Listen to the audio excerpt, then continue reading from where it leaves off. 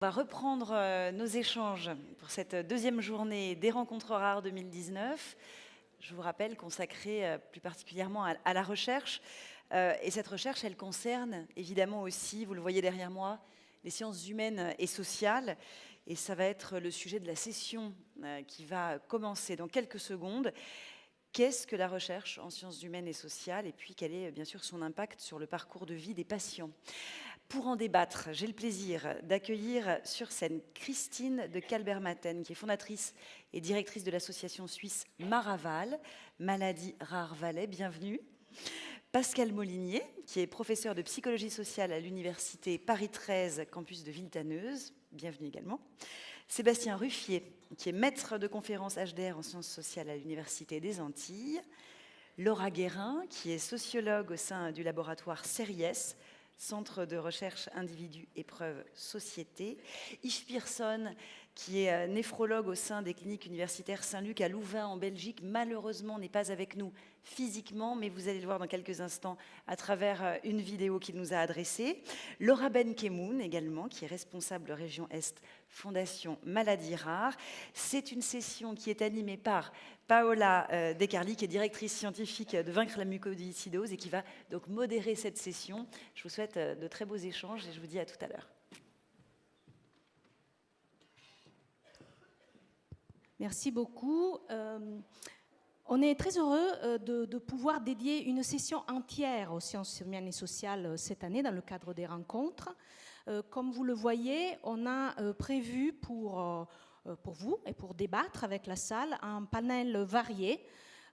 Donc, une association de malades, une alliance d'établissements de recherche, et puis des chercheurs qui vont présenter leur expérience en sciences humaines et sociales. Et bien entendu, la Fondation sera représentée avec la voix d'un membre du conseil scientifique et puis Laura qui complétera le message. Donc on aura un format un peu différent des précédentes sessions. Donc on a deux interventions d'abord et puis on se réunira en table ronde.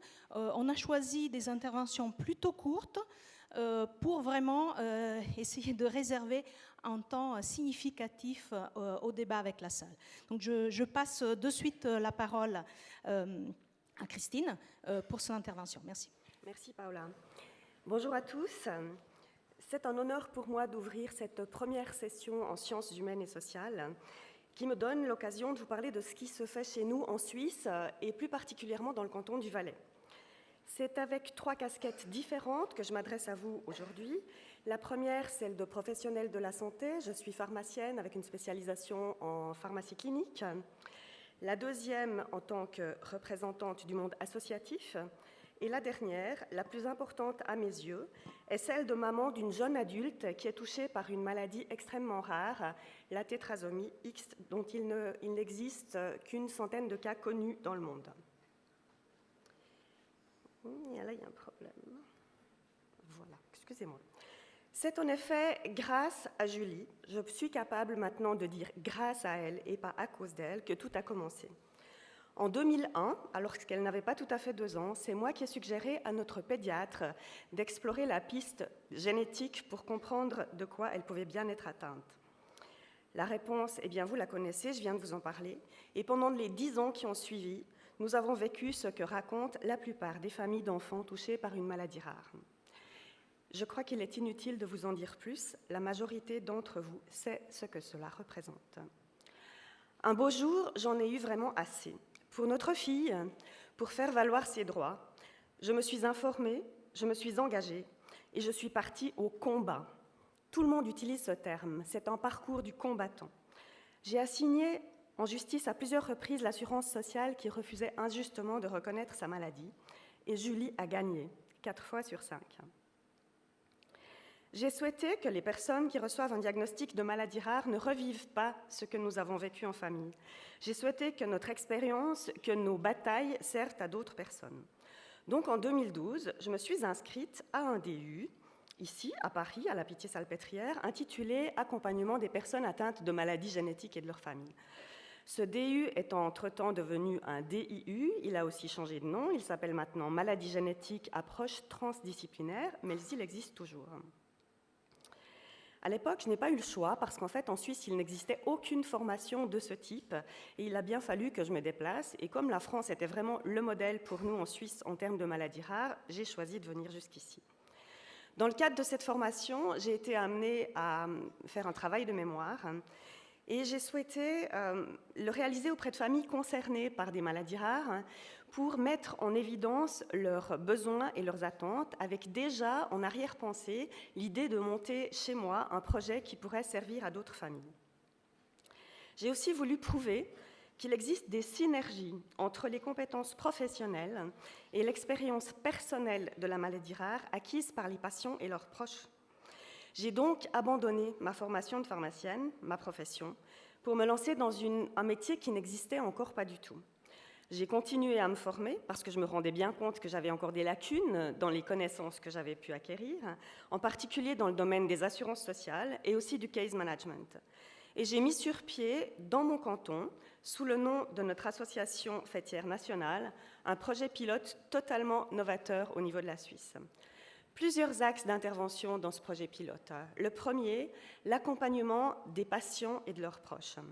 Cet accompagnement, il s'est fait, et il se fait toujours, sous forme soit de soutien individuel avec des consultations, et là, c'est beaucoup d'écoute, de conseils, d'orientation, d'information pour les patients, mais vraiment un accompagnement personnalisé et sur mesure, mais aussi sous forme de soutien en groupe. Et là, nous organisons des groupes de parole à l'intention de divers publics cibles. Ce peut être les parents d'enfants concernés, mais aussi les grands-parents, les adultes touchés eux-mêmes, ou bien alors les proches d'adultes touchés par une maladie rare. Parce que c'est parfois difficile de dire devant certaines personnes des choses qu'on ne pourrait dire qu'entre pairs. L'accompagnement, eh bien, il est indissociable de la coordination. Donc, du coup, on fait aussi de la coordination. Et le dernier axe d'intervention, c'est la formation, pas seulement des personnes concernées, mais aussi des professionnels. Et dans la formation, on fait plusieurs genres de choses. On organise des conférences à l'intention, par exemple, de tous nos membres, ou bien alors des conférences à thème, des soirées de discussion à thème où on fait venir des conférenciers. Pour les professionnels, la formation aussi, bien sûr, parce que, à part les spécialistes des hôpitaux universitaires qui connaissent bien les maladies rares, pour le pédiatre de base ou le généraliste tout venant, c'est parfois très difficile de comprendre ce que ça représente vraiment une maladie rare. Donc les objectifs de ce projet pilote, c'était de faciliter la vie quotidienne des patients et des proches, mais aussi celle des professionnels, d'augmenter leurs compétences en santé, de favoriser l'autonomisation des patients et de leurs proches, et de renforcer les proches dans leur rôle d'aidant. Chez nous, comme chez vous, la thématique des proches aidants est actuellement tout à fait d'actualité. Vraiment, c'est un sujet qui est devenu très important. Je me suis servi des contacts que j'avais eus pour notre fille avec d'innombrables professionnels pour créer dans un premier temps un comité de parrainage, un groupe de travail et puis un réseau de partenaires qui émanent de toutes sortes d'horizons professionnels différents et qui, eux, avaient la capacité de servir de porte d'entrée dans le projet aux bénéficiaires potentiels de ce projet. Ce projet, eh bien, il a démarré en février 2015 et il a duré presque 3 ans. Au printemps de l'année 2017, il a fallu commencer à songer à l'après. De toute façon, nous savions que ce projet était destiné à s'arrêter. Donc, au mois d'août, j'ai créé l'association Maraval, Maladies Rares Valais. C'est une association qui couvre la totalité du canton où je me couvre, avec pour l'instant un focus sur la partie francophone. Et cette association, je l'ai montée non seulement avec le soutien de proches de patients, mais aussi de professionnels, comme par exemple le généticien qui a diagnostiqué notre fille, qui est devenu dans l'intervalle le président de notre association.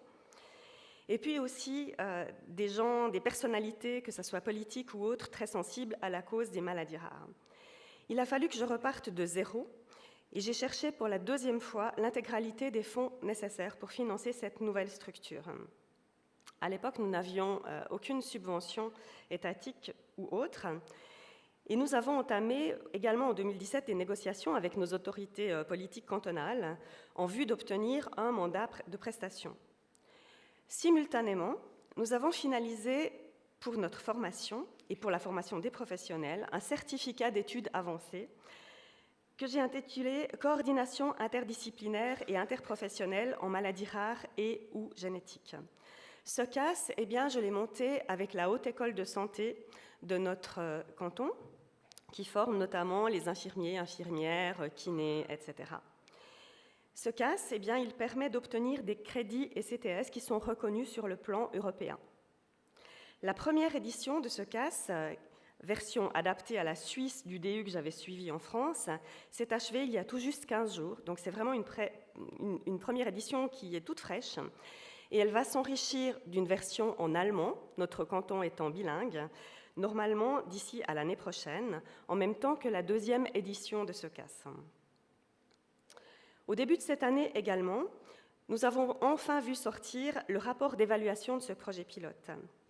Il est arrivé ce printemps et il montre différentes choses. Il montre que les prestations mises en place répondent aux besoins exprimés par les patients dans les différents axes d'intervention. Il montre également qu'il est nécessaire de créer une structure centralisée d'information et de conseil, ce que nous avions déjà fait en fait en créant Maraval sans attendre la sortie du rapport. Il montre aussi qu'il est nécessaire de prévoir des formations et des spécialisations dans le domaine des maladies rares. Eh bien là aussi, on n'avait pas attendu la sortie du rapport pour mettre en place ce CAS. Et surtout, et ça c'est une conviction que j'avais depuis le départ, c'est qu'il existe une réelle plus-value pour les prestations qui sont proposées lorsque les personnes qui sont chargées de l'accompagnement, de la formation, etc., sont elles-mêmes des pairs concernés. Bon, il faut être clair, pour l'instant, je suis la seule personne à faire cet accompagnement, hein, parce qu'on est un petit canton, on est à peu près 346 000 habitants. Donc après avoir fait la preuve du besoin dans cette enquête qui a été réalisée dans le cadre du DU, on a pu démontrer l'efficacité des mesures qui ont été mises en place dans le cadre du projet, et tout cela nous donne une légitimité beaucoup plus importante dans les discussions qui se poursuivent avec nos autorités politiques. Je touche du bois, normalement cela devrait déboucher sur un soutien financier à partir de 2020. Au printemps toujours, la Fondation privée des hôpitaux universitaires de Genève a confié à notre association un mandat de consulting. Vous vous rendez compte qu'un hôpital universitaire vienne vers une petite association de patients pour la mandater comme experte. Eux, ils travaillent sur un projet qui touche aux maladies rares parce qu'ils souhaitent lancer des appels à projets pour améliorer la situation de familles d'enfants touchés par des maladies rares ou complexes au sein de leur institution. Les HUG, je vous le rappelle, pour ceux qui ne s'en souviennent plus, sont l'un des 2 hôpitaux universitaires francophones de notre pays, donc c'est vraiment une belle marque de reconnaissance que d'avoir été sollicité par eux. J'aimerais terminer ma présentation par un constat.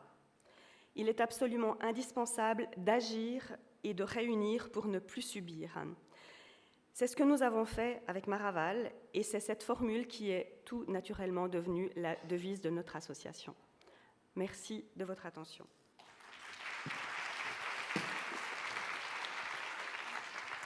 Merci beaucoup, Christine, pour ce témoignage fort qui montre comment une association des patients peut être à l'initiative d'un véritable projet de sciences humaines et sociales qui regroupe toutes les parties prenantes. Et donc, je passe la parole à Pascale Molinier, qui, elle, certainement, va nous présenter la variété de ces sciences humaines et sociales. Derrière cet acronyme SHS se cache une grande variété de disciplines. Donc, merci de nous... Alors, certainement, pour avancer... C'est celui-là ? Voilà, c'est celui-là, et éventuellement reculer. Ok, merci. Bonjour. Je vais parler... j'ai 2 casquettes, c'est pour ça que vous les voyez sur la diapositive.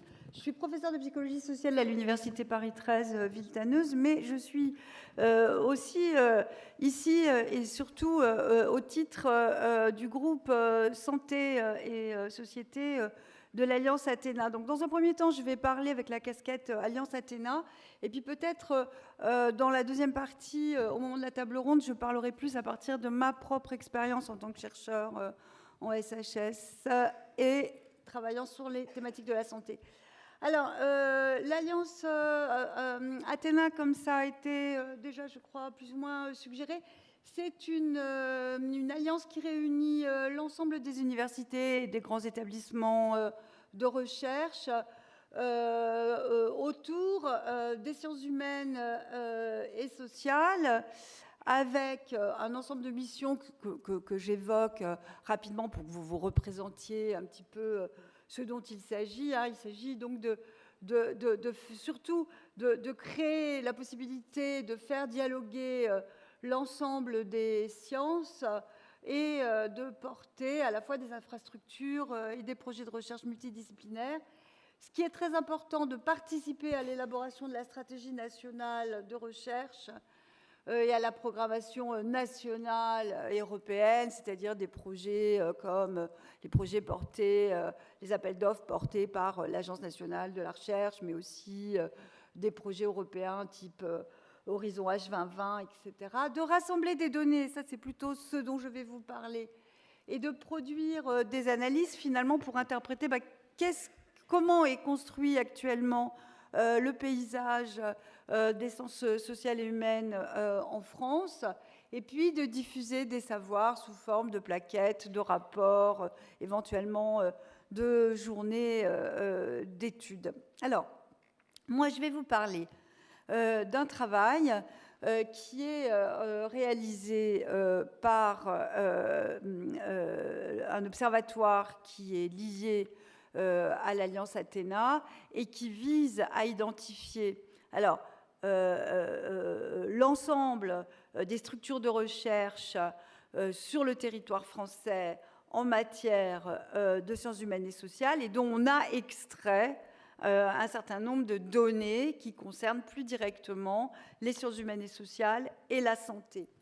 Alors, on peut repérer, comme vous le voyez, 257 laboratoires qui travaillent sur les questions de la santé en intégrant les 13 thèmes qui sont les thèmes de la santé, du vieillissement, des soins, du médical, du handicap, du corps, de la prévention, du bien-être, alors du psy au sens large du terme, de la prise en charge, de la pathologie, de l'oncologie et de l'autonomie. Vous voyez, tout ça, ça forme des grands domaines qui sont des domaines dans lesquels on va trouver des chercheurs et des équipes qui développent des projets et construisent des connaissances qui servent donc à mieux comprendre ce que c'est que quelles sont les problématiques liées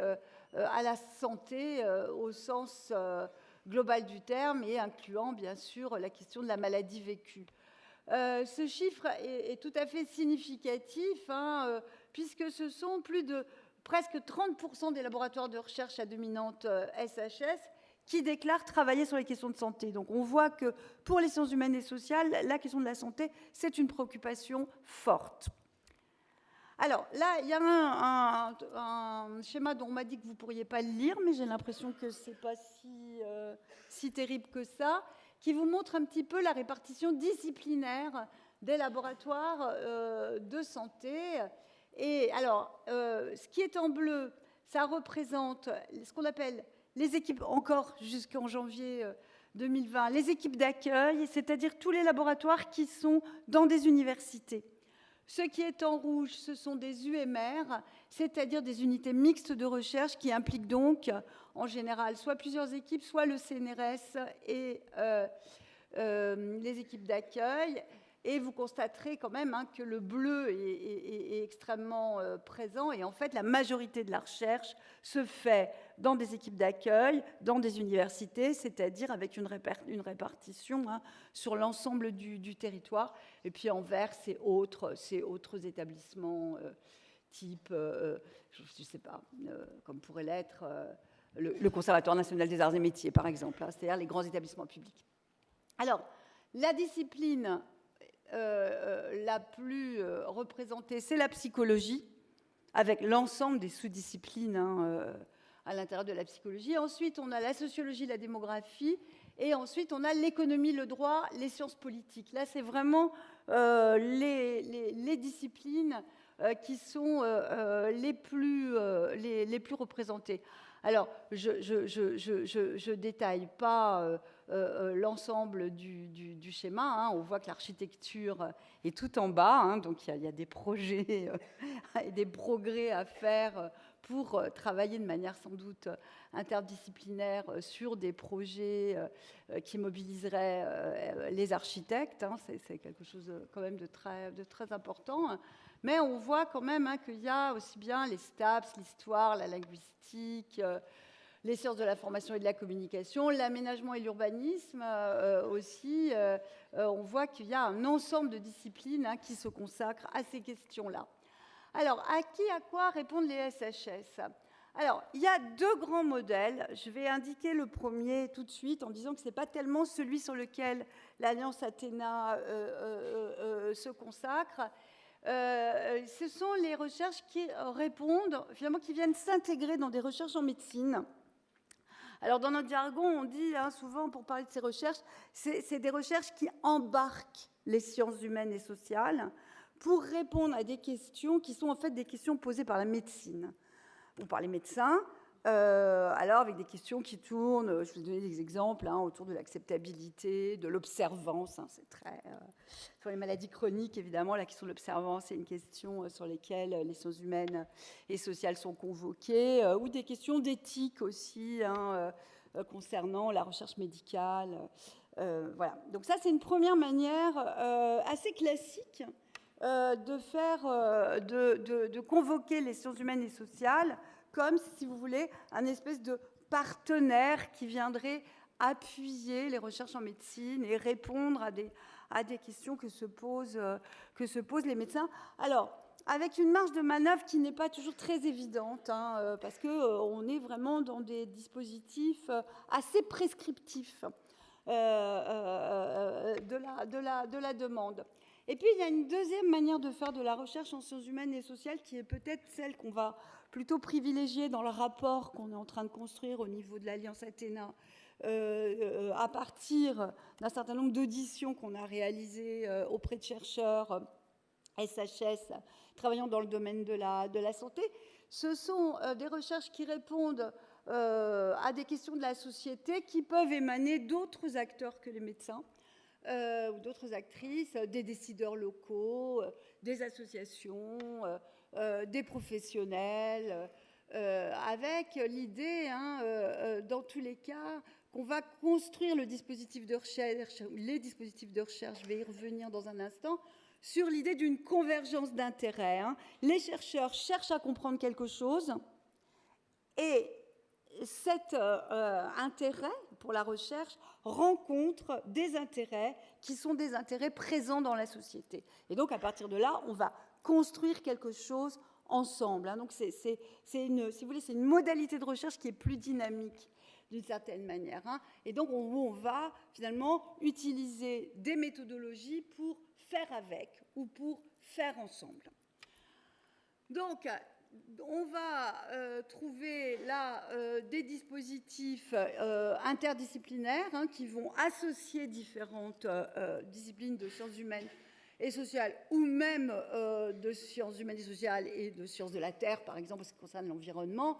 Donc là, je vous ai donné des exemples. Par exemple, on peut combiner psychologie, économie. C'est ce qu'on fait actuellement dans une recherche, j'ai presque fini, dans une recherche qu'on mène en Seine-Saint-Denis pour évaluer finalement le travail qui se réalise dans des groupes d'entraide mutuelle.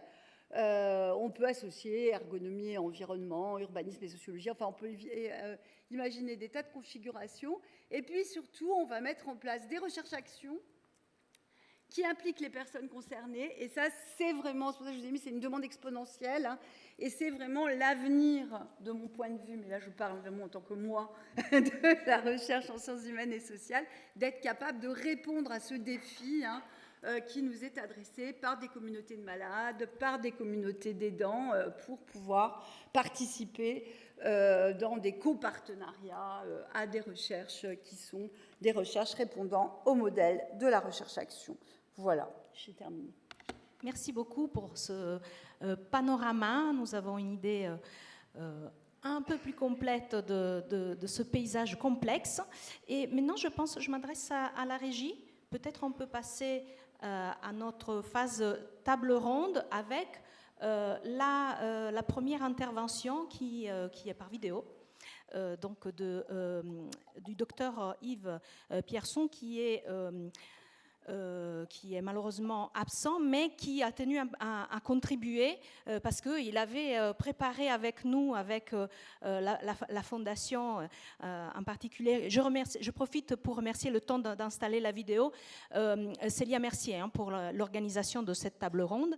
Donc il a tenu quand même à transmettre son message par vidéo. Donc j'espère qu'on pourra la lancer pour lui laisser la parole. Merci. Bonjour à toutes et à tous. Je remercie les organisateurs de cette table ronde de me donner l'occasion de vous dire quelques mots depuis Bruxelles, où je suis retenu par un impondérable. Vous dire quelques mots en guise d'introduction pour vous expliquer comment le néphrologue académique que j'ai été, qui a essayé de conjuguer la pratique clinique et la recherche clinique, a été amené, depuis 15-20 ans, à s'intéresser d'un peu plus près à ces problématiques qui sont aujourd'hui au cœur des préoccupations de la branche sciences humaines et sociales de la Fondation Maladies Rares. Le point de départ, ça a été bien sûr mon intérêt pour les maladies rénales génétiques, qui représentent tout de même 10% des maladies rénales qui vont conduire à l'insuffisance rénale terminale, mais aussi et surtout une association de patients, l'AIRG, Association pour l'information et la recherche sur les maladies génétiques rénales, fondée par Jean-Pierre Grunfeld, je crois, en 1988, qui m'a amené à poser un autre regard sur la maladie, à me faire comprendre comment le savoir médical pouvait s'enrichir considérablement du vécu et de l'expérience des patients et aussi de leur famille, puisque les maladies rénales génétiques, c'est une affaire familiale. Et je me suis rendu compte alors, par exemple en voyant un patient qui a une polykystose, que lorsque je lui disais « c'est très bien, nous avons avec le traitement ralenti la progression de l'insuffisance rénale, je suis très content », mais qu'il me disait « moi j'ai de plus en plus de douleurs rénales et ma qualité de vie diminue », mais j'ai compris que peut-être notre priorité, le malade et son médecin, devait être d'aller à la rencontre de ce qui pouvait améliorer son parcours de vie. Et c'est ainsi que nous avons pu ensemble, les associations de patients, les médecins, construire des projets qui allaient véritablement aller à la rencontre de la priorité des patients. Et puis alors j'ai fait la connaissance, il y a quelques années, de la Fondation Maladies Rares et de son équipe formidable qui, chaque année, encourage des appels à projets et leur permet de vivre d'ailleurs, des appels à projets centrés sur ces problématiques qui améliorent d'une façon ou d'une autre le parcours de vie des patients. Et la spécificité de la Fondation Maladies Rares, c'est de s'intéresser à toutes les maladies rares. Et c'est d'ailleurs cette spécificité qui a été reconnue par l'Europe, puisque, vous le savez, la Fondation Maladies Rares sera le secrétariat de l'appel à projet du projet européen qui, je crois, va commencer en 2021. Et donc, je vous souhaite de discuter de ces problématiques au cours de cette table ronde de la façon la plus enrichissante possible. Et je souhaite en particulier à la Fondation Maladies Rares d'être encore mieux connue et d'avoir, à l'occasion de ce projet européen, un nouvel élan qu'elle mérite bien. Soutenez-la, nourrissez-la. Je vous remercie, bonne table ronde.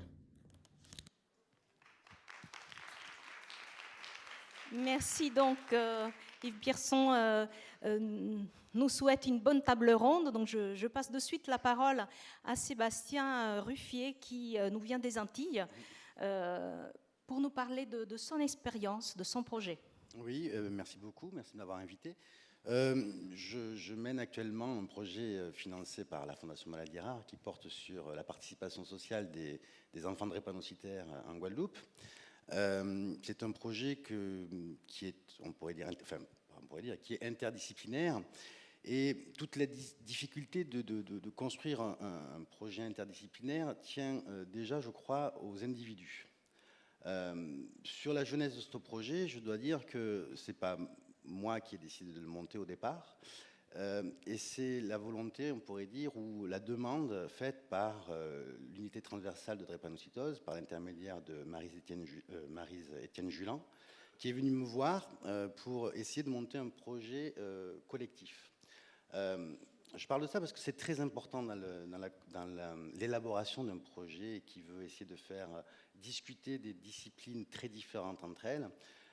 Et là, la volonté de Maryse-Étienne Julan était vraiment d'essayer d'ouvrir finalement son service et ses portes, on pourrait dire, à d'autres disciplines, parce que finalement, dans la prise en charge des patients, il y avait, malgré toutes les connaissances qu'ils ont en médecine, évidemment, que je n'ai pas, il y avait un certain nombre on pourrait dire, de difficultés quant à la participation, à la qualité de vie du patient. Et donc, on a pu, parce qu'elle avait cette volonté, parce que le service avait cette volonté, construire quelque chose de collaboratif.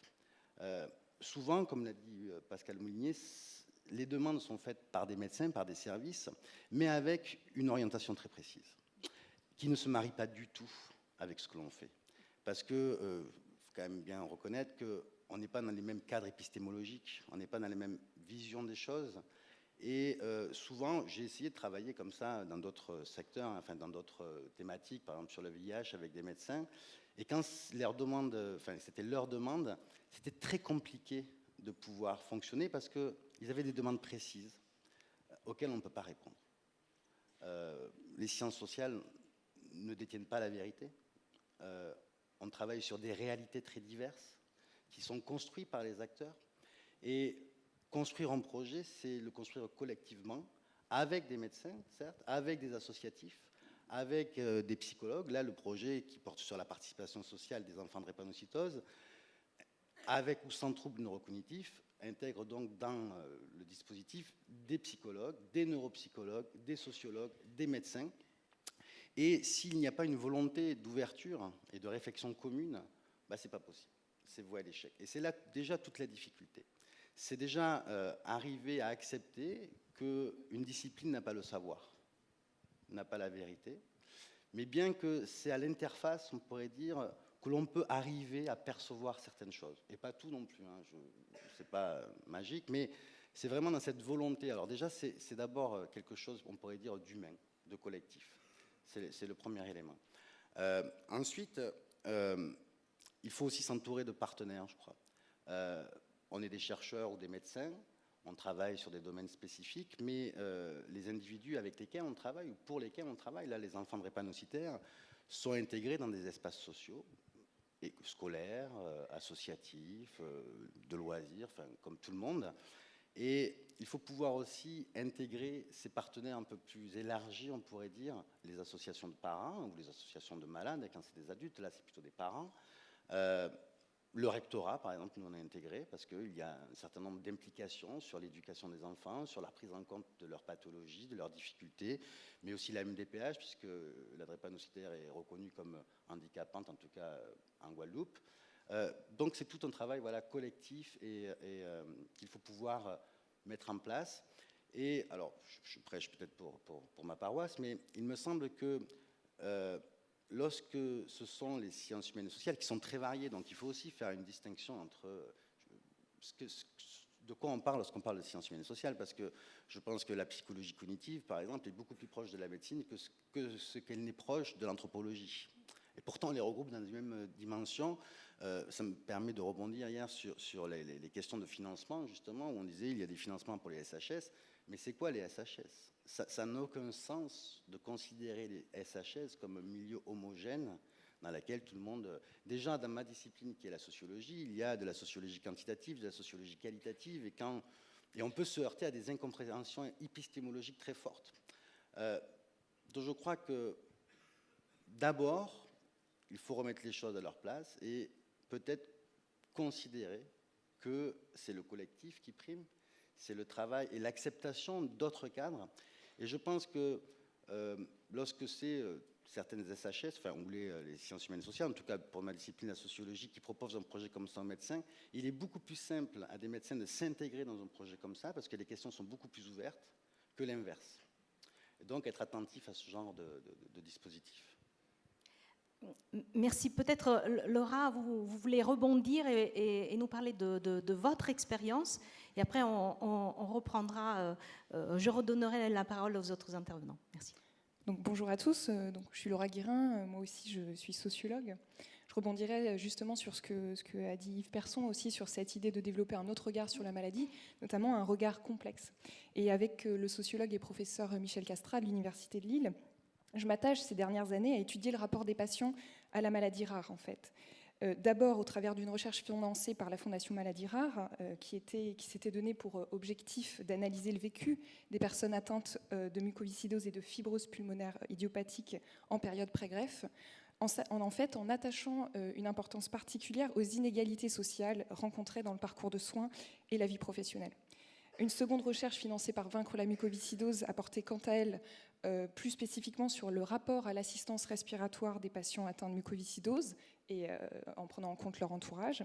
Enfin, nous amorçons maintenant une nouvelle recherche à caractère longitudinal, qui est aussi financée par Vaincre la mucoviscidose, sur le vécu de la période de pré-transplantation par les patients et leur entourage. Alors, je ne pourrais pas revenir aujourd'hui sur ces 3 recherches, mais j'aimerais plutôt souligner ce qu'elles ont en commun et ce qui fonde, à mon avis, leur intérêt particulier. Et je voudrais aborder 3 points. Donc, premièrement, toutes ces recherches se basent sur une méthodologie qualitative qui, en fait, par l'intermédiaire d'entretiens longs avec les personnes concernées, parfois jusqu'à 2 heures, par l'intermédiaire aussi d'observations, de consultations médicales répétées dans le temps, en fait, elles permettent de faire valoir, c'est ce qui a déjà été dit, la parole des patients. Et cette parole des patients, et aussi d'un grand nombre d'acteurs, parce qu'il ne s'agit pas seulement de faire des entretiens avec les patients, elle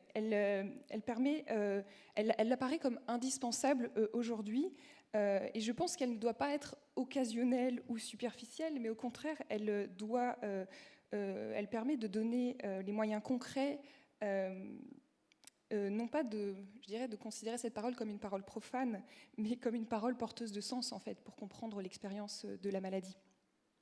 Donc c'est prendre le temps d'écouter. Je ne sais pas si aujourd'hui on prend beaucoup le temps d'écouter, de recueillir la parole d'un patient atteint de mucoviscidose, par exemple, qui va déplorer au cours d'un entretien qu'il n'a pas assez de batterie avec son appareil respiratoire pour faire la seule chose qui lui plaît aujourd'hui, à savoir ses courses au supermarché Auchan, situé à 1 km. Je donne cet exemple pour montrer à quel point s'intéresser à la parole des personnes concernées, c'est rendre compte concrètement comment les individus s'arrangent avec la maladie rare. Deuxièmement, je dirais que l'approche des sciences sociales amène indéniablement à prendre en compte l'histoire sociale des individus et donc à les considérer dans leur globalité et non pas uniquement au travers du prisme de la maladie. Donc ça amène à considérer une multitude de dimensions tout aussi importantes. On l'a vu avec l'exemple du supermarché Auchan, les conditions matérielles d'existence, le genre, les liens de parenté, le rapport au monde médical et aussi le rapport aux autres patients. Est-ce qu'on discute avec eux sur Facebook, ailleurs, voilà. Donc le rapport à la maladie, en fait, n'est pas strictement individuel. Il s'inscrit dans un ordre qui est toujours négocié. Et le sociologue va s'intéresser en fait à ces arrangements, ces négociations permanentes entre la personne dite malade et différentes sphères de la vie sociale quotidienne. Alors, quel intérêt ? À mon avis, elle permet de rendre compte que les patients ne sont pas égaux face à la même maladie rare ou aux mêmes symptômes. Elle permet de rendre compte que toutes les maladies rares ne bénéficient pas des mêmes formes d'institutionnalisation des parcours et donc de la même forme de reconnaissance sociale ou de la même forme de droits sociaux. Ou encore, pour prendre un autre exemple, de se rendre compte qu'en situation de pré-greffe, les inégalités vécues ont tendance à se cumuler et s'intensifier. Or, il me semble que la prise en charge des patients aujourd'hui ne peut se passer de cette complexité-là, qu'il ne s'agit pas d'un luxe ou d'un à côté, mais au contraire qu'on est bien dans le contexte d'une recherche pluridisciplinaire globale. Et je voudrais terminer en disant que s'interroger sur la plus-value des sciences sociales dans le domaine des maladies rares, c'est aussi souligner que les enquêtes de sciences sociales nourrissent les débats éthiques et politiques d'aujourd'hui et d'hier. Et or, avec la maladie rare, on est bien face à l'enjeu de rendre publique une expérience sociale qui est d'abord peu connue et peu visible. Donc, je pense que c'est un enjeu fort. Merci. Merci beaucoup, Laura.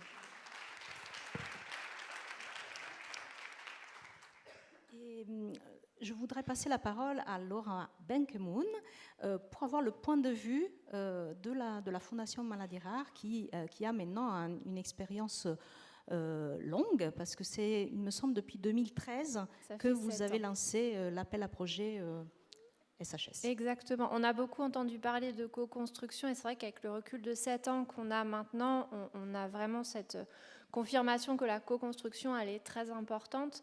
C'est vrai que la Fondation, elle a été la première à lancer un appel à projet sciences humaines et sociales qui vraiment adressait la spécificité liée à la maladie rare. Il y a des appels à projets qui sont thématisés à l'IRES sur le handicap, l'autisme, à Vaincre la mucoviscidose ou à l'association Grégory Le Marchal sur la mucoviscidose. C'est vrai que depuis 7 ans, notre appel à projet, Yves Pierson l'a dit, s'adresse à toutes les maladies rares et dans tous les domaines sciences humaines et sociales. Depuis 7 ans, c'est une quarantaine de projets qu'on a financés pour un investissement d'environ 3 millions d'euros et ces projets, ils couvrent aussi bien le domaine de la psychologie, de la sociologie. Alors nous aussi, on a une dominance de projets en psychologie, sociologie, mais on a aussi des projets en philosophie, en éthique, en sciences de l'éducation, en économie de la santé, et puis des projets qui couvrent aussi de multiples domaines maladies rares, en neurologie, en anomalies du développement, en maladies rénales. Donc vraiment des projets assez larges. Et on est assez réjouis de voir maintenant qu'il y a des projets dédiés SHS et maladies rares qui se montent à Imagine cette année. Donc il y a un appel à projet qui est lancé. Et puis Pierson l'a dit, on sera le secrétariat scientifique de l'appel à projet sciences humaines et sociales européen de 2021 dans le cadre de l'European Joint Programme on Rare Disease. Et effectivement, avec ce recul, je disais, la conclusion qu'on a tirée, c'est que dans nos critères, on a instauré l'obligation de ce qu'on appelle chez nous le trio gagnant, où on a l'implication obligatoire à minima d'une équipe en sciences humaines et sociales, d'une association de patients et de cliniciens qui prennent en charge ces maladies rares. Et effectivement, ça nous assure d'abord de la faisabilité méthodologique de ces études sciences humaines et sociales. On l'a dit, c'est des méthodologies particulières, en fonction des domaines étudiés en plus. Ça nous assure aussi de la pertinence de la question de recherche vis-à-vis du besoin concret de la personne malade. Est-ce que ça répond vraiment à son besoin dans la vie quotidienne? Et puis ça permet aussi de s'articuler avec le monde médical qui lui prend en charge ses patients et de pouvoir aussi disséminer les résultats de la recherche. Je pense que j'ai fait le tour. Merci. Là, je prends ma casquette Vaincre la mucoviscidose. Je tiens à souligner le fait que l'expérience de la Fondation Maladies Rares a été très formatrice pour nous. On s'est beaucoup inspiré de l'appel à projet de la Fondation Maladies Rares pour adapter notre appel à projet aux sciences humaines et sociales. Et je pense que pour que des bons projets en sciences humaines et sociales puissent se construire, ce trio gagnant est très important, mais aussi il faut savoir respecter cette variété des sciences humaines et sociales, aussi dans l'évaluation des projets, et donc faire évaluer les projets par des experts dans les différentes disciplines. C'est très important pour que les choses se construisent de façon efficace. Mais je repasse la parole peut-être à Christine, si elle veut rebondir sur les propos qui ont été portés. Merci. Eh bien, pour moi, j'aimerais dire que le trio gagnant, c'est bien, mais c'est souvent une utopie, parce que, en tout cas, chez nous, ça a été très compliqué de trouver des partenaires adéquats pour pouvoir mener à bien ce que nous n'avions même pas conscience d'être une recherche SHS, il faut le dire. Moi, j'ai fait les choses complètement à l'instinct. J'ai lancé ce projet avec le soutien de notre association nationale, mais en même temps, à un moment donné, c'est posé la question de savoir comment on allait faire pour l'évaluer. Il a fallu trouver des évaluateurs à la fois qualitatifs et quantitatifs. Allions-nous les choisir uniquement dans notre région ou aussi ailleurs, en Suisse ? Qui étaient les personnes les plus pertinentes? Quels étaient ceux qui avaient déjà effectué ce genre d'évaluation? Il a fallu se renseigner, il a fallu chercher, bien sûr on a trouvé, et après il a fallu coordonner en plus les évaluations, et franchement c'était pas facile du tout, et je peux vous dire que si j'avais mesuré toutes les implications de cette folle idée que j'ai eue au départ, je ne suis absolument pas persuadée que j'aurais osé le faire. Avec le recul, aucun regret bien entendu, mais ça n'était vraiment pas simple, et je ne vous parle même pas des coûts liés à ces recherches et à cette évaluation, parce que là aussi ce sont des choses qu'il a fallu financer nous-mêmes. Je peux me permettre de rebondir, merci. Effectivement, c'est un très gros travail, j'en profite pour dire qu'on gère cet appel à projet avec ma collègue Diana Désir-Parseil, qui est aussi dans la salle. C'est effectivement un très gros travail, et puis on a été aidé sur ces 7 années par plus de 300 experts qu'on remercie chaleureusement, parce que sans eux, l'expertise aurait été infiniment plus compliquée. Et puis j'en profite aussi pour dire qu'à la Fondation, on a une spécificité, c'est qu'on est 7 responsables régionaux. Donc moi, je suis basée sur l'Est, mais il y a 6 autres de mes collègues dans la salle. Et on est là pour faire ce lien entre ces différents publics qui, effectivement, ne parlent pas toujours le même langage ou qui, parfois, ne se connaissent pas. Et donc, nous, on est là pour trouver la bonne expertise au bon moment et surtout faire en sorte que les personnes puissent se comprendre pour monter un projet de collaboration. Bien rebondir, comme vous dites, sur cette thématique-là, parce que je pense qu'il y a vraiment là quelque chose qui est absolument clé. Donc, Sébastien Ruffier disait c'est très difficile de travailler en interdisciplinarité. Vous disiez c'est pas facile de comprendre quand on est du côté des associations les logiques des SHS. Et j'avais envie de rajouter, et pour les chercheurs en SHS, c'est pas facile non plus de travailler avec les personnes concernées. Donc, une fois qu'on a mis à plat toutes ces difficultés, il y a vraiment une question de temporalité. C'est un petit peu ce que vous évoquiez. C'est-à-dire qu'il y a un temps qu'on doit consacrer à construire un langage commun. Il faut qu'on arrive à comprendre la langue que parle l'autre, la manière dont il formule ses propres interrogations. Et ça prend du temps. Et une des difficultés majeures que j'ai rencontrées, je ne suis pas la seule à l'avoir rencontrée dans les recherches-actions menées avec des personnes concernées, c'est que ces logiques de temporalité un peu plus longues se heurtent à des agendas qui sont les agendas des appels à projets. Et donc on est en permanence dans une espèce de tension entre prendre le temps de construire un langage commun et une action concertée, et puis produire des résultats, produire des données pour répondre aux appels d'offres. Et ça, je pense que c'est vraiment quelque chose qu'il faudra arriver à rendre socialement audible à différents niveaux disons, des décideurs qui construisent des appels d'offres. Le fait de travailler ensemble, quand on vient d'horizons scientifiques ou d'expériences humaines différentes, ça ne se fait pas en claquant dans les doigts. Si j'ose rebondir à mon tour, eh bien, deux points. La question des individus qu'a évoqué Sébastien Ruffier, il a dit que c'était beaucoup une question d'individus. Et effectivement, il faut avoir la chance de croiser les bonnes personnes pour réussir à mener à bien les projets. Ça, c'est un premier point. Il y a des gens avec qui ça se passe extrêmement bien et d'autres avec lesquels on n'est tout simplement pas en phase. Et on a beau faire tout ce qu'on peut, mais ça ne marche pas forcément. La temporalité aussi, quelque chose de très difficile à gérer, et on l'a vu parce que finalement, dans l'obtention du rapport d'évaluation pour ce projet, on a eu les choses avec plus d'1 an de retard, hein, ce qui nous a profondément desservi, puisque ça nous a retardé dans la recherche de fonds, d'une part, et puis aussi dans les négociations avec nos autorités politiques, puisque sans évaluation, sans pouvoir démontrer l'efficacité de nos prestations, eh bien, nous étions dans l'impossibilité d'argumenter sérieusement nos revendications. Donc ça, c'était très compliqué. Et puis pour terminer, la question du langage. Alors, je vous rappelle que j'avais plusieurs casquettes, hein, professionnelle de la santé, maman, association. Et a priori, le fait de parler le même langage qu'un professionnel de la santé, en l'occurrence très souvent le monde médical, devrait plutôt être un avantage. Ça m'a facilité les choses parce qu'on parlait la même langue, nous utilisions la même terminologie, mais paradoxalement, dans un premier temps, c'est quelque chose qui nous a desservi aussi.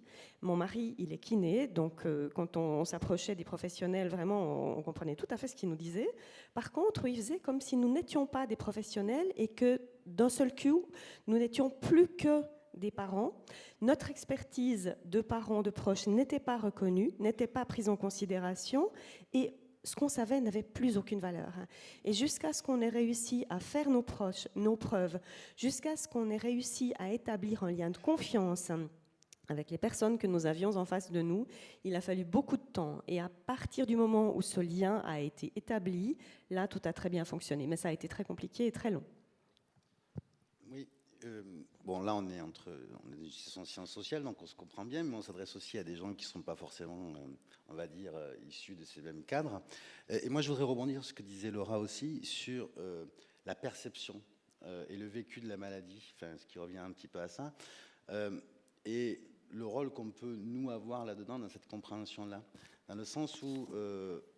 je l'ai déjà dit, mais on n'a pas un discours de vérité. Enfin, les médecins ont peut-être un discours de vérité, savent des choses. Moi, j'ai appris plein de choses ce matin, hier. Enfin, bon, je ne maîtrise pas du tout, hein, mais je trouve ça très, très intéressant. Où on sent qu'il y a, il y a des choses qu'on ne sait pas, mais il y a des choses qu'on sait, enfin, en tout cas, qui peuvent être proposées et compagnie. Et dans le travail qu'on fait avec les médecins, parfois, ils attendent la même chose de nous. Mais nous, on ne peut pas faire ça. Parce qu'on ne travaille pas sur... On n'a pas un discours de vérité. Moi, je ne connais pas la vérité. Je me défends toujours quand je suis avec mes étudiants en disant c'est des points de vue, c'est des orientations, on pourrait dire, qui sont teintées de notre personnalité, de nos connaissances, etc. etc. Mais les connaissances, elles varient, elles se construisent. Et lorsqu'on travaille avec des patients, des malades, des gens, chaque patient, chaque malade a sa vérité, a sa réalité. Il faut accepter qu'il n'y a pas une vérité toute faite, une seule et simple vérité, qu'il y a des cas très différents et que justement la question de la temporalité est importante. Alors bien sûr, ça ne s'accepte pas aujourd'hui. On est dans un monde concurrentiel, enfin à l'université ou dans les domaines de recherche depuis quelques années, hein, depuis la mise en place entre autres des ANR, enfin, etc.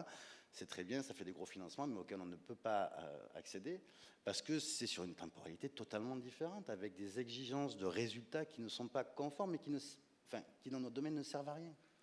Et il faut à un moment donné aussi que, c'est tout un enjeu politique, je crois, que les décideurs comprennent que, outre le fait que les disciplines des sciences sociales ne sont pas un champ homogène, qu'elles n'apportent pas non plus une vérité absolue sur laquelle on va se baser et dire voilà, c'est comme ça et puis c'est fini. Non, c'est pas ça, quoi. Justement, en fait, tout à l'heure, je parlais de différentes formes de reconnaissance sociale des maladies rares, mais je pense qu'on peut dire la même chose pour les disciplines, notamment avec cette distinction quantitatif-qualitatif, et la légitimité du qualitatif reste à faire. C'est aussi pour ça qu'on est là aujourd'hui, et que, par exemple, quand on rédige un projet, ça m'est déjà arrivé, où il y a des concepts de l'anthropologie qui parlent, par exemple, d'être dans une attention flottante à la réalité. On voit bien, on s'imagine bien que l'expert qui va nous lire et lui dire oui, nous on va faire de l'attention flottante, va dire mais qu'est-ce que c'est que ce projet? Et en même temps, derrière tout ça, il y a toute une histoire de ce concept. Il ne tombe pas par hasard, c'est pas parce que on est en dilettante dans l'enquête. Il apporte des choses. Peut-être le plus grand apport, je dirais, c'est en disant on ne va pas faire ça, c'est-à-dire en valorisant la méthodologie inductive, c'est-à-dire de dire on va venir et on va essayer de porter un regard un peu nouveau, et ça permet de faire émerger des nouvelles questions, des nouveaux points de vue. Et donc ça, on ne peut pas dire à l'avance ce qu'on va obtenir. Or, c'est un peu embarrassant, parce qu'on aura envie de dire « croyez en nous, financez notre projet ». Et donc peut-être une des raisons importantes aussi, c'est les moments de partage comme ici, mais aussi après les enquêtes. Dire, voyez, vous m'avez laissé le temps d'avoir mon attention flottante, là, vous n'avez pas très bien compris ce que je faisais à vos consultations, qui j'étais et pourquoi. Mais finalement, regardez comment je peux vous restituer la complexité de certaines situations ou de vous faire un tableau social des choses. Et je pense que ça, c'est un des apports. Oui, Laura, pendant nos échanges de préparation à cette table ronde, justement, vous avez évoqué l'importance de la vulgarisation des sciences humaines et sociales. On parle beaucoup d'exigences de vulgarisation de la recherche fondamentale, parce que le grand public n'y comprend rien, mais il est extrêmement important aussi d'avoir cet effort de vulgarisation des sciences humaines et sociales pour que non seulement le grand public, mais les autres parties prenantes, donc les cliniciens, l'ensemble des soignants, les institutionnels et tous qui sont chargés d'évaluer ces projets, comprennent vraiment où on est, qu'est-ce qu'on veut faire avec les sciences humaines et sociales, et puissent voir quel impact ces travaux peuvent avoir. Je pense, juste pour ajouter, que c'est vrai qu'en sciences sociales, il y a une fausse familiarité du vocabulaire. On a l'impression, quand on dit entretien qualitatif, qu'on s'accorde tous sur ce que ça veut dire. Alors que maintenant, il y a toute une tradition de les modalités. Enfin, quand on enseigne l'entretien qualitatif à l'université, c'est pas l'entretien journalistique, c'est pas l'entretien forcément par téléphone. C'est un entretien long qui va être retranscrit intégralement, qui va donner une analyse de contenu et tout ça. Et donc, cette quasi-familiarité ou proximité de, bah oui, un entretien qualitatif, nous aussi, on en fait. On ne fait pas les mêmes, ou l'observation n'est pas la même non plus, et ne requiert pas le même outillage.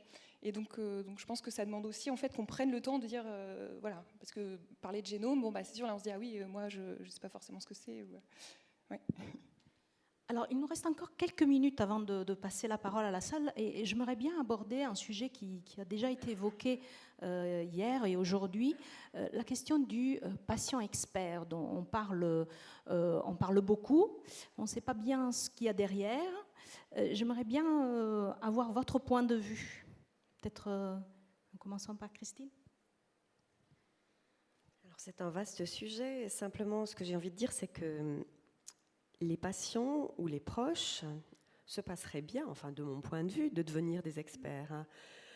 C'est tellement épuisant d'être un expert, c'est tellement fatigant, on n'en peut juste plus. On aimerait juste que quelqu'un nous prenne par la main, puis nous dise, mais oui, dans cette situation, on va pouvoir faire ceci et cela, il y a telle possibilité, ça va fonctionner.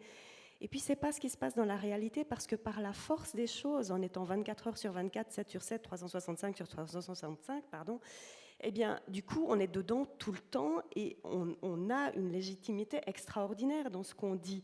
Mais franchement, si on avait le choix, on s'en passerait bien. Donc, je pense que la moindre des choses, c'est qu'on nous entende, qu'on nous écoute et qu'on nous prenne au sérieux.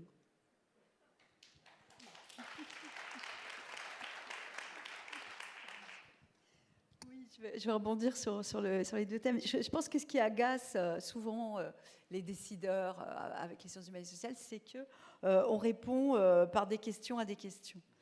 Et ça, c'est-à-dire qu'on vient déconstruire justement ce qui pouvait apparaître comme des convictions, des évidences, en disant mais c'est peut-être une fausse évidence, mais c'est peut-être pas comme ça que ça marche. Et je pense que c'est un petit peu ce que vous avez fait en répondant sur la question du patient expert, parce que le patient expert, c'est une construction qui ne vient pas des patients ni des familles. C'est un cadre qu'on voudrait imposer, d'une certaine manière, à une expertise qu'on voudrait canaliser, contrôler, maîtriser. Mais dès qu'il s'agit d'écouter ce que les gens ont à dire vraiment, et vous en avez témoigné tout à fait, c'est très dérangeant, parce que justement l'expérience des patients et l'expérience des familles, elle vient déconstruire les convictions des professionnels. Elle vient déconstruire aussi les convictions des chercheurs. Et donc ça veut dire que ça crée un embarras. Et c'est cet embarras qu'il s'agirait de pouvoir travailler.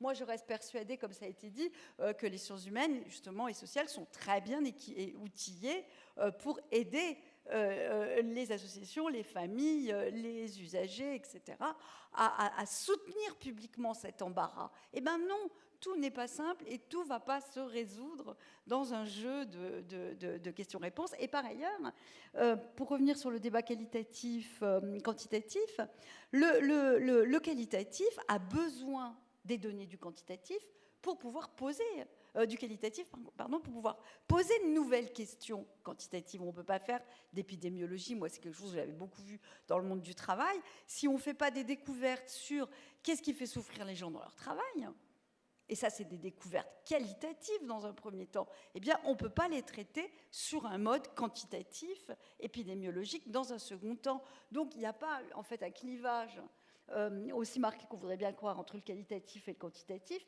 mais une nécessaire articulation et un va-et-vient entre les deux permanent. Voilà.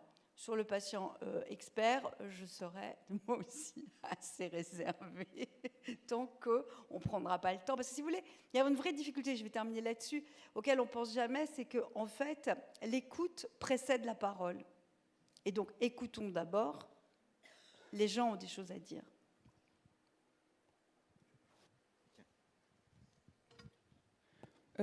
Juste rebondir sur ce concept de patient expert, je pense que juste d'un point de vue de sciences sociales, ça nous ramène à cette idée que la relation patient-soignant, historiquement, est quand même une relation asymétrique, avec d'un côté celui qui sait et de l'autre celui qui vient être soigné, et que ça nous rappelle en fait que ce rapport il est constamment en train d'évoluer, et que les rapports sociaux sont situés historiquement, et donc quand ce concept émerge, ça nous dit que le rapport patient-médecin a changé, qu'on est face à un changement, soit on met des œillères, soit on le regarde en face et on se dit qu'est-ce qu'on en fait. Donc je pense que... Merci. Peut-être on peut donner la parole à la salle s'il y a des questions.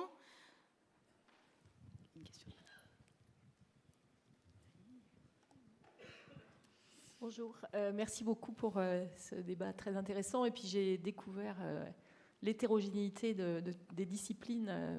Vraiment, merci. Je suis Sylvie Audan, je suis responsable d'un centre de référence maladies rares, anomalies du développement.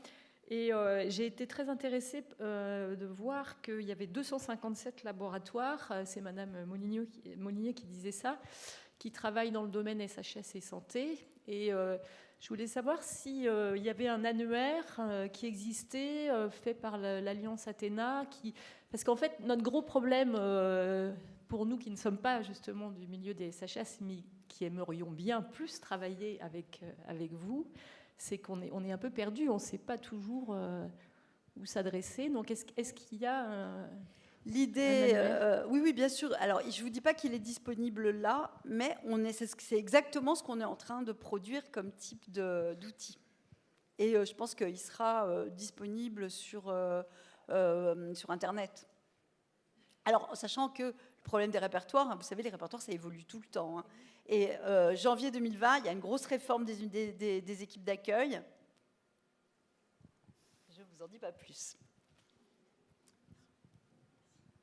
Oui, donc merci pour ce très intéressant débat. Je voudrais juste signaler que la Fondation Maladies Rares a décidé, en fait, pour ce problème de comment diffuser finalement ce qui a été fait, la diversité des approches par rapport à des maladies spécifiques, mais avec des approches qui peuvent être utilisées pour d'autres maladies, de publier sous forme d'ouvrages une série les contributions qui ont été faites dans le cadre des appels à projets maladies rares de la Fondation, qui soient en fait lisibles par un public diversifié, comme on a dit, voilà, des associations, des patients, des professionnels, et pas uniquement des professionnels médicaux, mais peut-être aussi les paramédicaux, etc. Donc, disons, tous ceux qui s'intéressent à des maladies rares ou un patient atteint de maladies rares, parce que je pense que ça permettra de voir un peu la diversité des approches, la diversité des problèmes, et la diversité peut-être des propositions aussi issues de ces travaux.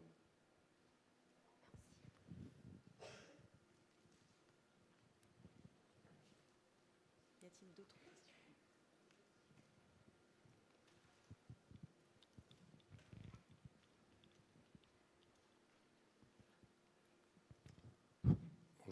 Bonjour, Didier Lacombe, je suis généticien à Bordeaux. Merci de votre table ronde. Alors moi j'ai la chance de collaborer avec un certain nombre de collègues, sociologues, psychologues, philosophes ou autres dans le domaine des SHS. On a un gros projet notamment dans la région Aquitaine avec Éric Dugas, qui est professeur de sociologie à l'Université de Bordeaux, sur l'accompagnement des adolescents, des jeunes adultes atteints de maladies rares, et qui est financé. Et c'est sur la question du financement sur laquelle je voulais revenir, parce que pour avoir accompagné un certain nombre de collègues dans la recherche de financement, en dehors de la Fondation, nos amis de la Fondation, qui, comme ils le soulignent, ont été les premiers à sortir un appel d'offres spécialisé maladies rares, et des financements associatifs. Nos collègues, je pense à un collègue philosophe avec qui on avait déposer une ANR ont beaucoup de difficultés à avoir des financements étatiques type ANR.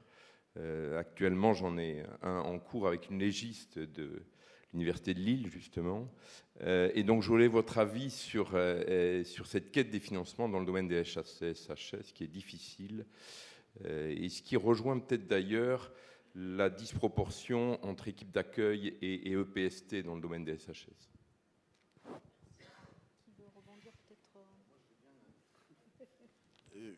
Sur cette question des financements, je pense qu'une ANR est quasi impossible à obtenir pour des disciplines en sciences sociales, à moins que l'on apparaisse institutionnellement et ministériellement comme repéré, comme grosse équipe, comme...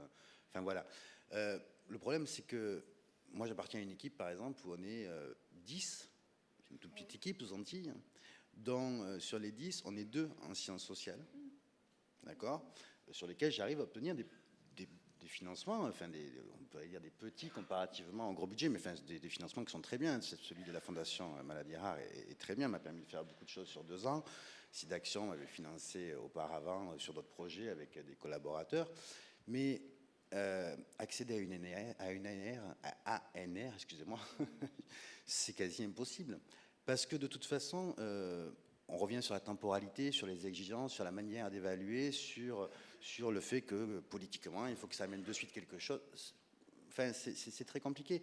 Moi, finalement, les financements que j'arrive à obtenir, c'est parce que derrière, il y a souvent soit des associations de malades, passant comme l'association, par exemple, Grégory Le Marchal ou SIDAction, où il y a vraiment des acteurs qui ont été concernés et touchés souvent par une maladie ou l'autre, qui voient bien qu'eux, ils ont besoin, ou ils ont eu besoin de quelque chose de leur vie quotidienne, au sens comprendre ce qu'ils vivaient.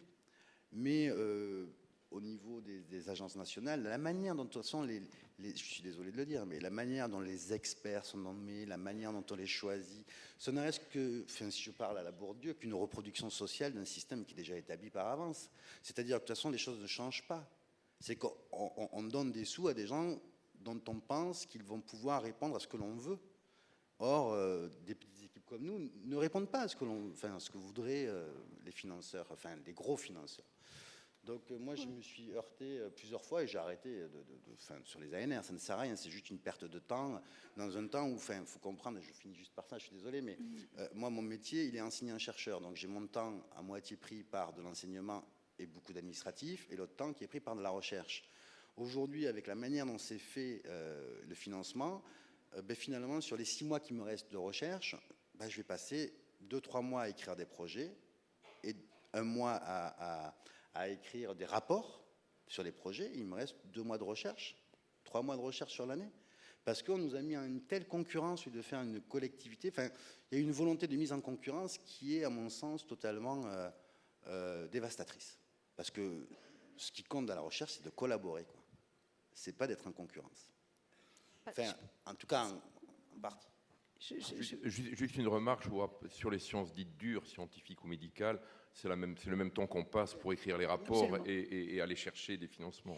Ne vous inquiétez pas. Oui, non, mais le système n'est pas ajusté. Je partage. Enfin, il y a une crise, je pense, de ce modèle ANR.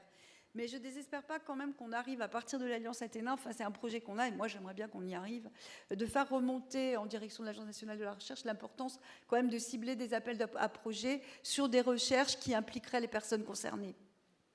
Parce que ça, c'est des modèles innovants et qu'on peut arriver peut-être à le vendre, entre guillemets, à l'ANR en disant, voilà, ça c'est des modèles innovants. Ça, c'est une première chose. Et la deuxième chose, c'est qu'une des difficultés, c'est que les sciences humaines et sociales utilisent beaucoup les ANR pour financer des post-docs, et ça serait beaucoup plus simple d'avoir d'autres manières de financer les post-docs que les ANR. Il devrait y avoir des manières de trouver des dispositifs différents, sachant que quand même dans les carrières de recherche, et c'est quand même vraiment dommage, il y a un hiatus entre des jeunes chercheurs très prometteurs qui font des thèses très intéressantes et qui ont un creux de carrière avant de trouver des postes. Et là, il y a vraiment quelque chose qu'il faut penser et sur lequel d'autres guichets que l'ANR pourrait faire des propositions. Je voudrais rebondir sur ça, parce que là, c'est un point de vue très situé. Mais c'est vrai qu'il y a la question des ANR, puis il y a la question de la titularisation en fait, des chercheurs. Et dans mon cas, en fait, après ma thèse, heureusement, voilà, on obtient des financements grâce aux associations qui permettent de se maintenir et surtout de mener des recherches dans la longueur. Mais la vraie question aussi, c'est pour pouvoir faire de la recherche, il faut être titulaire. Or, cette question est extrêmement compliquée aujourd'hui. Et je pense que c'est important aussi de la visibiliser et de dire que, voilà, à chaque fois, de se dire j'ai 1 an pour travailler sur la maladie rare, est-ce que l'année d'après, je pourrais? Alors qu'en étant titulaire, bon, c'est très compliqué dans le milieu de l'université, mais cette situation des postdoctorants est quand même très critique aujourd'hui. Oui, je voudrais intervenir sur 2 aspects. D'abord, merci à tous les contributeurs à cette très intéressante table ronde. Je voudrais dire qu'à la Fondation Maladies Rares, on s'est penché sur le problème effectivement du rapport temps passé à essayer d'obtenir des financements et de façon à ne pas faire que les chercheurs passent 80% de leur temps à essayer de trouver de l'argent et 20% pour travailler et faire de la recherche. Alors, un des critères que nous suivons, c'est d'avoir un taux de succès qui tourne autour de 35%, quels que soient nos appels à projets, contrairement à la ANR où c'est 5%. Donc là, on peut estimer qu'un chercheur qui dépose un projet et qui recueille, même s'il n'est pas primé, sélectionné, les remarques des rapporteurs, parce qu'il y a un retour, peut en retour améliorer son projet et l'année suivante avoir de bonnes chances d'être financé, de façon à optimiser le rapport temps passé à produire un projet sur la possibilité d'obtenir un financement. Ça, c'est un premier point. Et nous allons maintenir ce critère dans des conditions économiques peut-être un peu moins favorables, puisque notre financeur, le CNSA, a décidé d'arrêter. Et ça soulève une question. On ne désespère pas de les ramener à la table de la collaboration. De même qu'on ne désespère pas de travailler avec vous à Alliance Athéna pour aller voir l'ANR et puis monter une opération ciblée sur appel à projet SHS, maladie, santé et concourir à ce type d'appel à projet. La question, nous avons été challengés par le point suivant. On nous a dit ce qui pêche, c'est la montée en généralité. La montée en généralité de vos conclusions. En d'autres termes, ce que vous apportez se rapporte à une maladie rare sur 8000 et donc il faudrait faire un effort que nous faisons, qui est que ce que l'on obtient, et je pense qu'il faut le souligner, ce que l'on obtient de ces recherches ne s'applique pas qu'à la maladie rare, qui est le case study, mais s'applique à d'autres maladies rares, et bien entendu, ce sont des concepts transversaux. Donc j'aimerais bien si vous pouviez un peu développer un peu cet aspect, qui est que c'est absolument fondamental. Bien entendu, la maladie rare est un des moyens, mais comme on l'a vu d'ailleurs ce matin, c'est quelque chose qui permet de s'adresser à des problèmes beaucoup plus larges que la maladie sur laquelle on travaille. Peut-être donner du coup une illustration concrète, mais effectivement, on a des projets qui s'intéressent à plusieurs maladies rares sur des thématiques très transversales. Je pense en particulier à un projet qu'on a monté avec Célia sur, au départ, le syndrome d'Ondine et qui s'intéresse à l'invisibilité de la maladie et à son impact sur la scolarité des enfants. Et finalement, en discutant avec les associations de patients, on s'est rendu compte, c'était un peu une évidence, mais ça l'a confirmé, que c'est une problématique qui est transversale à plusieurs maladies rares. Et du coup, ce projet maintenant se monte avec le syndrome d'Ehlers-Danlos et l'arthrite juvénile idiopathique. Mais là, on est encore dans la maladie rare. On a aussi des projets, par exemple, sur le syndrome de Prader-Willi qui s'intéressent aux troubles du comportement alimentaire et où là, on sait déjà que les résultats vont pouvoir être étendus à d'autres maladies chroniques, pas forcément rares, mais dans lesquelles on rencontre des troubles du comportement alimentaire. Si je peux me permettre, je suis tout à fait d'accord avec ça, sachant qu'il y a beaucoup de thématiques assez transversales là-dedans. Par exemple, moi, sur la maladie rare sur laquelle je travaille, qui est la drépanocytose, il y a une forme d'invisibilité aussi qui peut apparaître dans certains cas, enfin, qui peut disparaître, cette invisibilité, qui produit des formes de stigmatisation particulières qui concernent pas que les drépanocytaires, ça concerne les personnes qui présentent des déficiences physiques, mentales ou autres. Enfin, je veux dire, je comparerais ça un petit peu avec la discipline de l'ethnographie qui fait des monographies de situations et qui ensuite, une fois qu'on a assez de monographies, on peut faire du travail comparatif.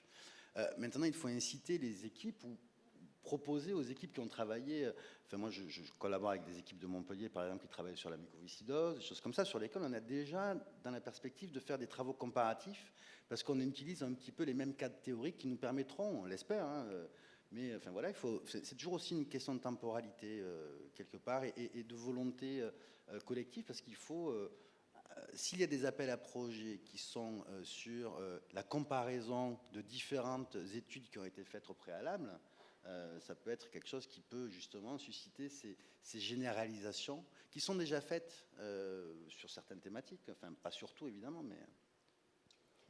Dans notre association, on a choisi une approche un petit peu particulière, c'est-à-dire qu'on ne s'adresse pas à une maladie ou à une famille de maladies particulières. En fait, on a privilégié l'aspect cantonal. Je m'explique. Tous les patients ou tous les proches concernés par n'importe quelle maladie rare, voire même parfois par des complications très rares de maladies chroniques mais non rares, peuvent venir chez nous parce que finalement, on a réalisé que les difficultés rencontrées par les patients étaient les mêmes, quelle que soit la maladie. Et donc, du coup, on est parti du fait qu'il fallait leur apporter une réponse cantonale. Vous savez qu'en Suisse, on est une confédération, donc on a 26 systèmes de santé, d'éducation, etc. différents. Donc c'est déjà difficile de connaître à l'échelle de son canton quelles sont les particularités. Et en créant une association cantonale, on offre une réponse cantonale, puisqu'on est à même de répondre aux gens sur les problèmes qu'ils rencontrent avec des réponses vraiment adaptées à leur lieu de vie. Ce qu'on ne pourrait pas faire si on touchait toute la Suisse, ça ne serait pas possible. Donc du coup, là, on a tous ces échanges et cette extension à d'autres pathologies, et on part du principe que vraiment, ce sont les difficultés du quotidien qui nous rassemblent. Merci beaucoup. Je pense qu'il est temps de conclure. Merci vraiment. Il me semble que cette table ronde a été très constructive. Bien entendu, on a mis aussi en avant la complexité des sciences humaines et sociales, la confrontation avec la question des moyens. On a bien vu hier dans le bilan qui a été fait du plan national maladies rares 3 qu'il n'y a pas des moyens spécifiques français dédiés aux sciences humaines et sociales. L'ANR n'est pas, dans l'état actuel des choses, une option valable pour la temporalité des sciences humaines et sociales, mais il y a des pistes qui se dessinent, donc je ne sais pas si j'ai le temps de vous donner la parole encore. Une petite minute, vraiment. Une minute. Alors, on a beaucoup dit qu'il y avait très peu de traitements médicamenteux contre les maladies rares. Vous savez, comme pharmacienne, moi, ça me fait vraiment mal au ventre. Et puis, avec les années, j'ai compris l'importance de l'accompagnement psychosocial des patients. Et j'aimerais paraphraser Arnold Munich qui disait qu'il y avait toujours quelque chose à faire et que pour moi, ce quelque chose à faire, c'est en fait la prise en charge psychosociale. Et du coup, cette prise en charge psychosociale, elle devient véritablement un projet thérapeutique. Et c'est pour ça que quand on fait de l'accompagnement, il faut absolument qu'on puisse faire de la recherche SHS parce qu'il faut démontrer l'utilité de cet accompagnement. Merci beaucoup.